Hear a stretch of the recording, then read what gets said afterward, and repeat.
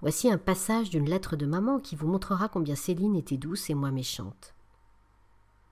Ma petite Céline est tout à fait portée à la vertu. C'est le sentiment intime de son être.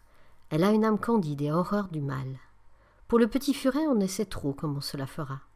C'est si petit, si étourdi. Elle est d'une intelligence supérieure à Céline, mais bien moins douce, et surtout d'un entêtement presque invincible. Quand elle dit non, rien ne peut la faire céder.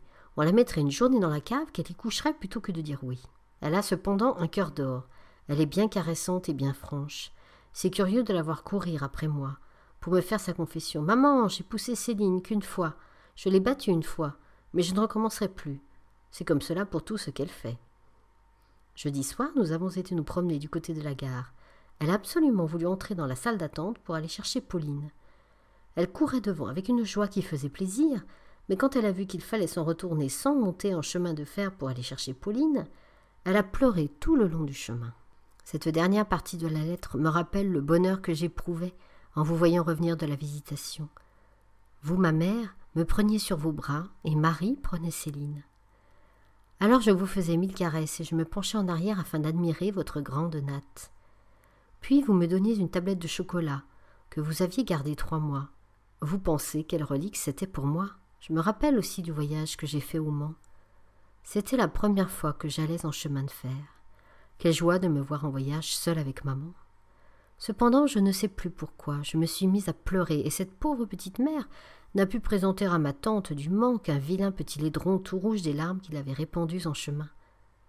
Je n'ai gardé aucun souvenir du parloir, mais seulement du moment où ma tante m'a passé une petite souris blanche et un petit panier en papier Bristol rempli de bonbons sur lesquels trônaient 2 jolies bagues en sucre, juste de la grosseur de mon doigt. Aussitôt je m'écriai « Quel bonheur, il y aura une bague pour Céline !» Mais, ô douleur, je prends mon panier par l'anse, je donne l'autre main à maman et nous partons. Au bout de quelques pas, je regarde mon panier et je vois que mes bonbons étaient presque tous semés dans la rue, comme les pierres du petit Pousset. Je regarde encore de plus près et je vois qu'une des précieuses bagues avait subi le sort fatal des bonbons. Je n'avais plus rien à donner à Céline. Alors ma douleur éclate, je demande à retourner sur mes pas. Maman ne semble pas faire attention à moi, c'en était trop. À mes larmes succèdent mes cris. Je ne pouvais comprendre qu'elle ne partageât pas ma peine, et cela augmentait de beaucoup ma douleur. Maintenant, je reviens aux lettres où maman vous parle de Céline et moi. C'est le meilleur moyen que je puisse employer pour vous faire bien connaître mon caractère. Voici un passage où mes défauts brillent d'un vif éclat. Voilà Céline qui s'amuse avec la petite au jeu de cubes. Elle se dispute de temps en temps.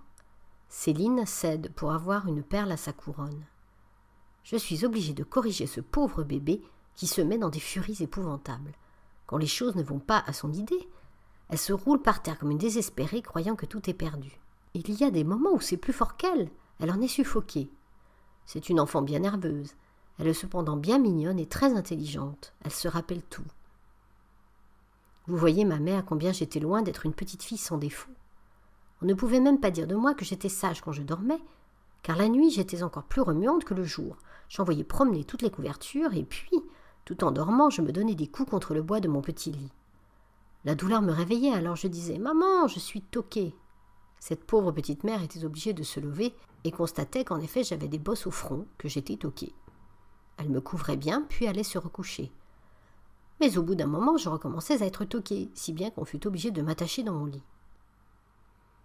Tous les soirs, la petite Céline venait nouer les nombreux cordons destinés à empêcher le petit lutin de se toquer et de réveiller sa maman.